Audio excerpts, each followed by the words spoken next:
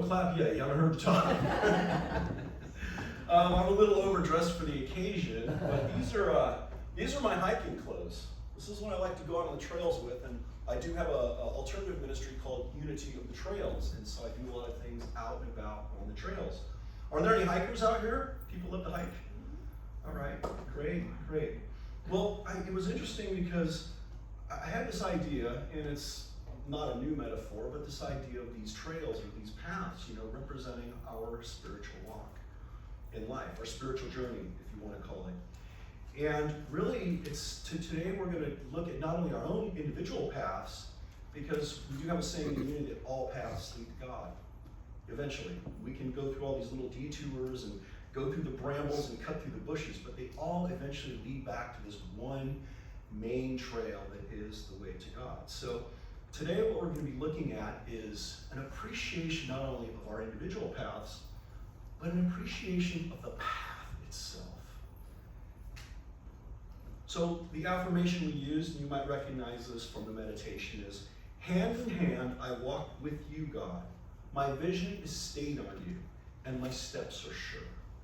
Let's say that together. Ready? Hand in hand I walk with you, God. My vision is stayed on you, and my steps are sure. So what is the path? The path is not about getting what we don't have, but remembering something we've always been. The path is a way of experiencing life out of the awareness of who and what we really are. That is, we're spiritual beings having a human experience. So if you think of this life, this journey, this path as a movie, and the movie, if you think about a movie reel, when it's shown, it consists of thousands upon thousands of individual pictures, and each of them makes sense and carries a meaning. Yet the meaning of the whole film cannot be seen before its last sequence is shown. However, we can't understand the whole film without having first understood each of its components, each of the individual pictures that go to make this up. And isn't that the same with our lives? We've heard that saying, whole life flashed before our eyes, right? Doesn't the final meaning of life too reveal itself at all, only at its end, on the verge of death? So this path gives us, there's an intuition we have on this path. So we can walk through this path and we can just, kind of like driving on a dark road without lights and without any GPS, we can just sort of pray we get there. But we're equipped with this intuitive piece. And I like to call it a spiritual GPS. Recently I took a long trip. I drove all the way to Kansas City for a Unity conference. And I wholeheartedly put trust in my GPS, because I did not know where I was going. After I got off the main highway, the GPS would say, go here, and I would go there. And that's a lot like the guidance of God. We have that spiritual GPS in us, that when we go back, when we take that time in prayer and meditation and to really connect and listen and do what it says, it'll tell us where to go to the right or the left or go straight. So again, this is an intuition and divine guidance that we can use to help us find our way on the path at any given point. Even when we veered so far off the path and the bramble bushes are so high and we can't see beyond the valley, we can use this GPS to get us back on course. So what we're going to learn today is we're going to learn how to cultivate an appreciation not only of the path, but as I stated earlier, the path itself. So you ready to get some of that? Ready to learn that? Yes? Yeah. Everybody with me this morning? Yeah. All right, good. I know it's late and we're still maybe half asleep. I know I am a little bit sometimes. At least before that third cup of coffee. Well, I love to hike, as I said earlier, and there's this place I like to hike in San Diego called Mission Trails Park. And in this park, it's a huge park. I don't know if any of you have been to the San Diego area before, but it's a ginormous park, and they have 5 mountains in it. They call it the 5-Peak Challenge. And there's this one peak called Quaipe Peak. I think I'm saying that right. And it's brutal. I think it's the steepest hike, one of the steepest hikes out of the whole realm.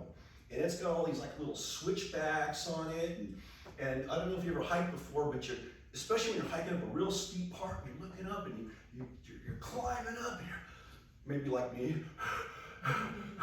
and you think you're going to reach the top, and you get up there and you look, and there's like a whole nother peak you got to climb. You're like, oh, come on, man. So then you take a sip of water, maybe 2, maybe 3, and the dog is sitting there just, seriously. And you take a look around, but then you look down and you can appreciate how far you've come. I can start seeing all the little roads and the paths and all the little people climbing up behind me. So it's a lot of times, they call that a false peak when you're looking at that one peak and you get up to this plateau. But it is a good place to stop. So yeah, you're looking at the next peak, going, oh gosh. But you can look back and say, gosh, look at how far I've come. Look at that trail. That was pretty gnarly. So we can appreciate how far we've come and the obstacles we've overcome. And then we can look at the journey ahead of us.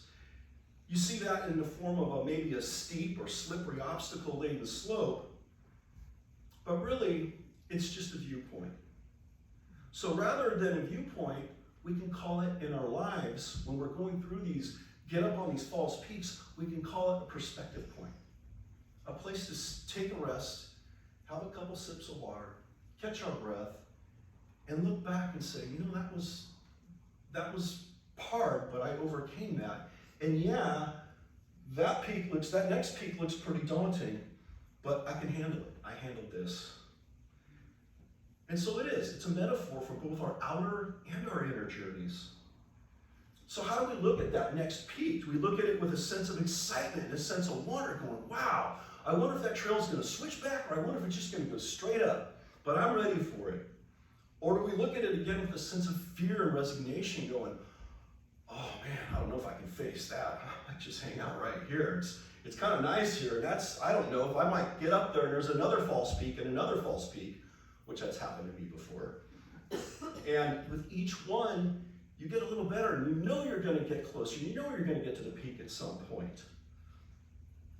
So the question we ask ourselves is, well, do we just stay here where it's comfortable? We can just stay here, hang out, climb back down, or do we move on? Do we press on to the prize?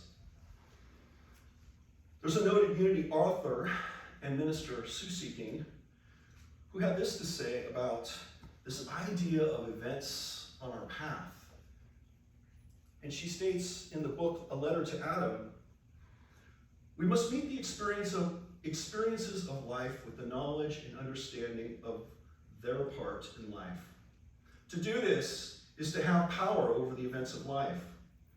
We cannot stay in any place and say, here's where I want to be. I don't want anything else to happen to me. I want to be away from the fret, the worry of common life. I want to stay on this high mountain or this ivory tower. This isn't the way life is. This isn't the way to happiness or contentment. And strange as it may seem, happiness, joy, contentment, and victory belong to the overcomer. We must realize that it is the little everyday living of life that is the great of life.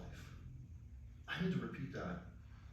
It is the little everyday living of life that is the great of life. It is only in the everyday moment by moment living that we prove our life's purpose and achieve true greatness. We must meet each moment with a calm and perfect sense of balance because of an inner assurance that all is well. And my friends, isn't that the definition of faith at its core? Now, how do we cultivate and show our appreciation on the path? How do we do this? Well, I venture to say, in the analogy of the cell phone, right, our spiritual GPS, that we have a 3G network. 3G network. I know we're up to 5G. I know somebody's going to correct me on that. But for this analogy, we have a 3G network. And that is the 3 Gs. You ready? Got your pens handy? 3 Gs are grace, gratitude, and group. Grace, gratitude, and group. So the first G of our 3G network is grace.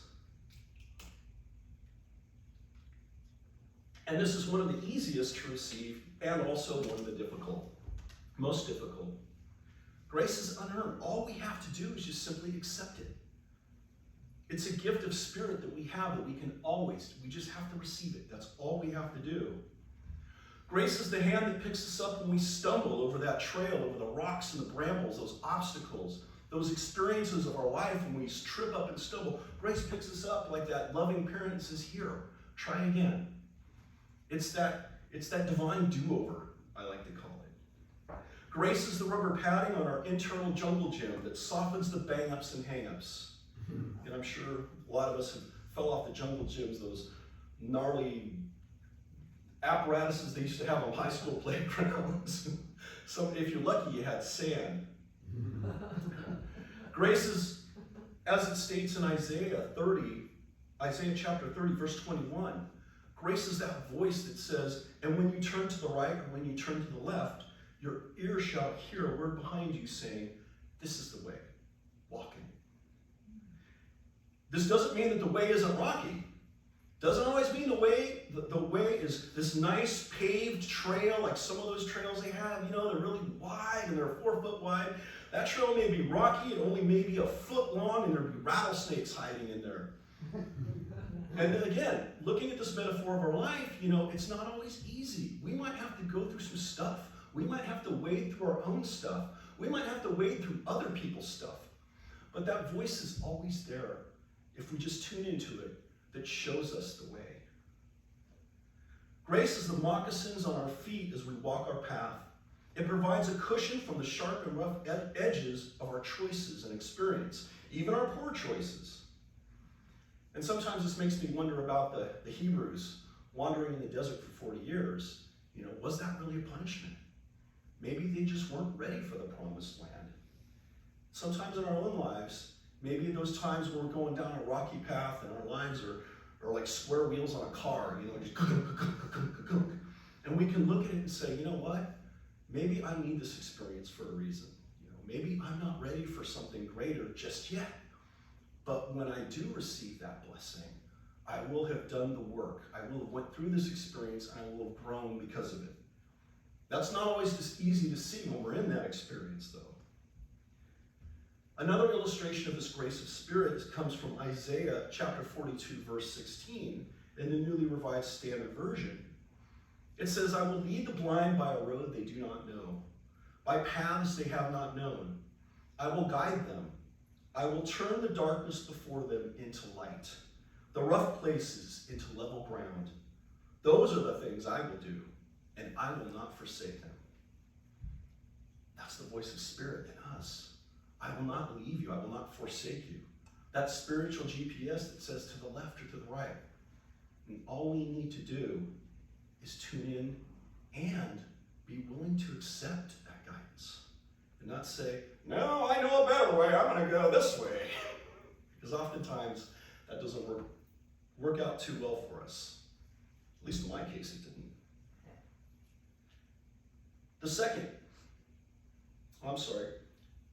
So the other part of grace is forgiveness. We have to be able to release and let go. Forgiveness helps us to acknowledge and to accept grace. Because on that path, we sometimes carry a little more baggage than we need, right? Like one knapsack, one little backpack like mine over here might do, but we'll come with a whole backpack and a couple extra packs and a fanny pack and all this extra stuff we got, and it weighs us down. And so in our life's journey, that backpack we're carrying could be filled with hurts and grudges and fears and doubts and worries and concerns. Guess what? That weighs us down on our path. So we need to take those out, examine them, and say, do I really need this? Is this really serving me? Is this really helping me on my path to growth? And if I haven't learned something from it, it may show up again, but chances are I can forgive it. I can release it and say, you know what? I'm going to set this down and move on. So I'm working on getting my personal baggage limit down from 3 checked in to just 1 carry-on. Forgiveness is the release of that stuff that burdens us and can get us stuck along the way. It can weigh us down to where we're trudging through that muck. And I think about, there was a movie years ago called Platoon. and it was about this platoon in the Vietnam War, and Charlie Sheen played this newbie that came on, the new guy that came into the platoon. And he shows up, and all the other guys are gritty, and they don't have much on them except for their weapons. And Charlie Sheen shows up with this whole big backpack, and he's got all this stuff, and he shows up like the Ricky Rescue Boy Scout, ready to take on the world. And his sergeant comes up, Barnes, and he looks at Charlie, and he says, "Get that backpack off, son." He gets that backpack off, and he just starts taking stuff and throwing it out, shovels, whatever, all that stuff. And Charlie Sheen's going, "What are you doing? I need all that stuff." "No, you don't, son." Got rid of it and spurred him away that way. So again, we have to get rid of baggage. So the last G in our 3G network. Are you ready? Gratitude. I know that comes as a big surprise, right? Big shocker. We hear gratitude in almost everything. Gratitude is an active appreciation of the path as well as the path we're on. Gratitude can be cultivated. Gratitude can be cultivated by taking small chunks, small gratitudes, being grateful for just the tiny things, being grateful for the signposts that show us the way, being grateful for the small blessings in our life, the little things that show up, the small coins in our jar. Gratitude for our challenges and our setbacks, as well as our victories. So we might stumble over that rock once, but we're going to be looking more closely on that trail for those weird rocks and stuff that we can stumble over, because we don't want to stumble again. Years ago, well, even today, we just came through graduation season, and I had a graduation party for my niece at my house. She's going to UCLA, just right up the street. Thank you. And it's interesting because I went to junior college. I went 2 years, and then I didn't transfer. I wanted to transfer, but I found another career calling, which was entertainment. I know it's hard for some of you to believe, but and I loved it. I loved what I was doing, but somewhere in me sometimes there's a little regret. And so graduation sometimes are a reminder to me of something I didn't finish, or some poor choices I might have made. And there was a time when I was sharing with a friend in church, something along this line. I told her, I said, if I could invent a time machine, I would travel back in time to meet the 15-year-old Kenny, walk up and just smack him upside his head.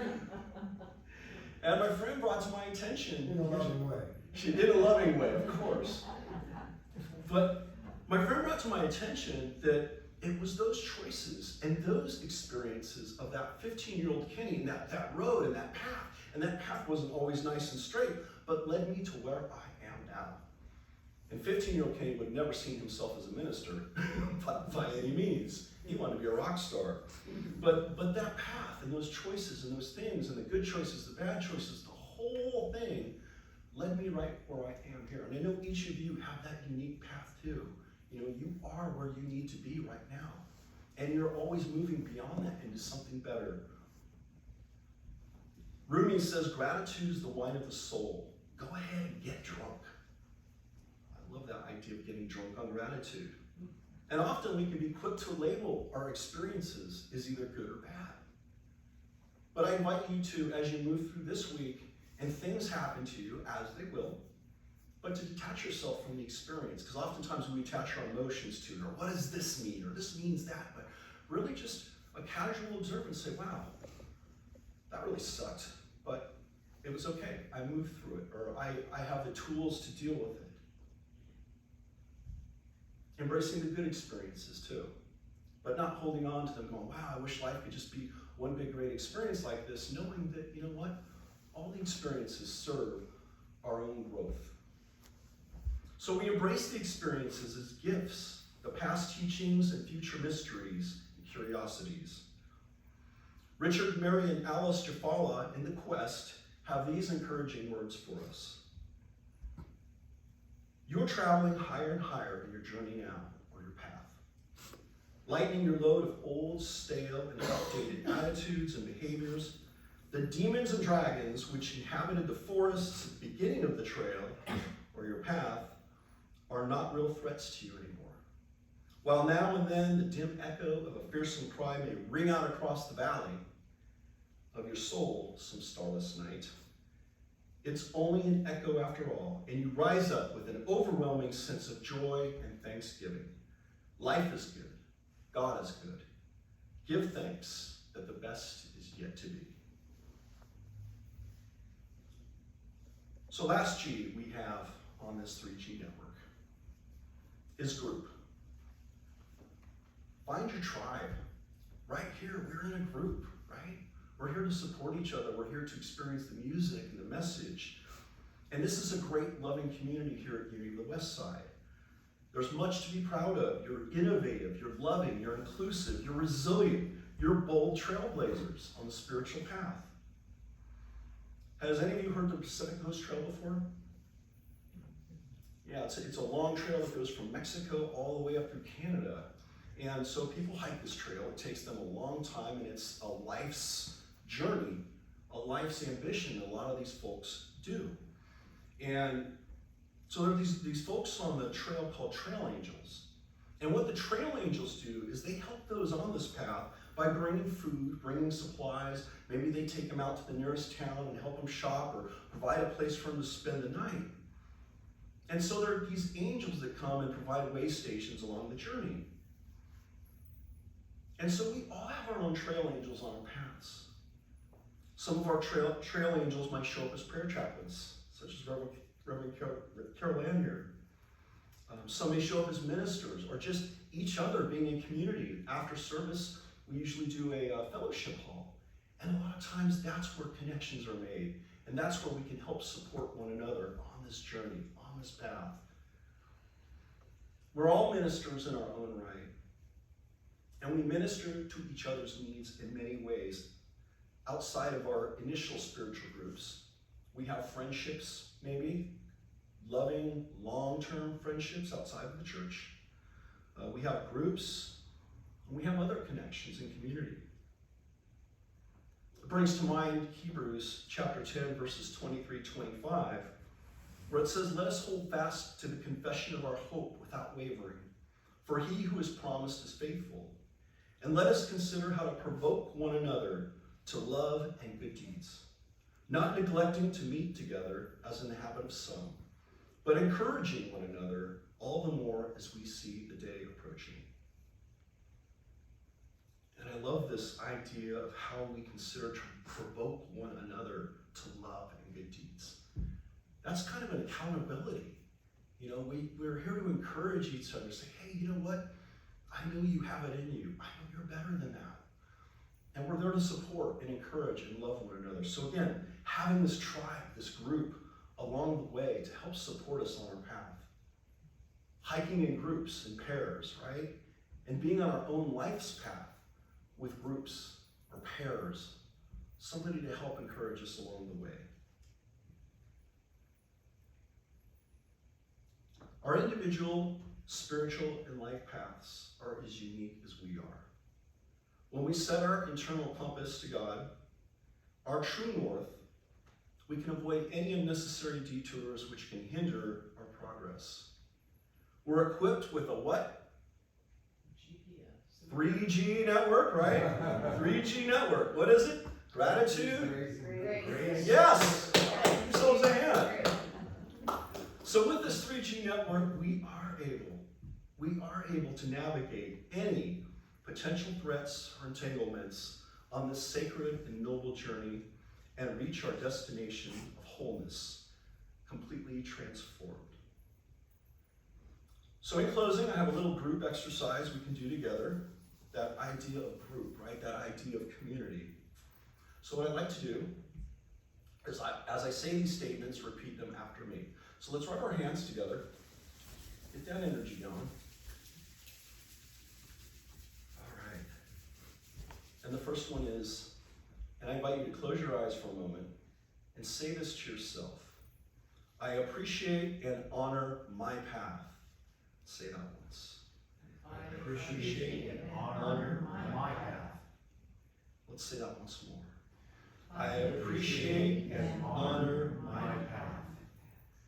All right. Now, I invite you to turn to somebody next to you or behind you or in front of you and look them in the eye and say, I appreciate and honor your path. Ready? I appreciate and honor your path. And let's say that one more time. I appreciate and honor your path. Now I invite you to open your arms wide and look around the room. Everybody in the room. And we say this together. I appreciate and honor our path. I appreciate and honor our path. Let's say that once more with gusto. I appreciate and honor our path. Yes. God bless each and every one of you. I appreciate and honor all of your paths. Namaste. Namaste.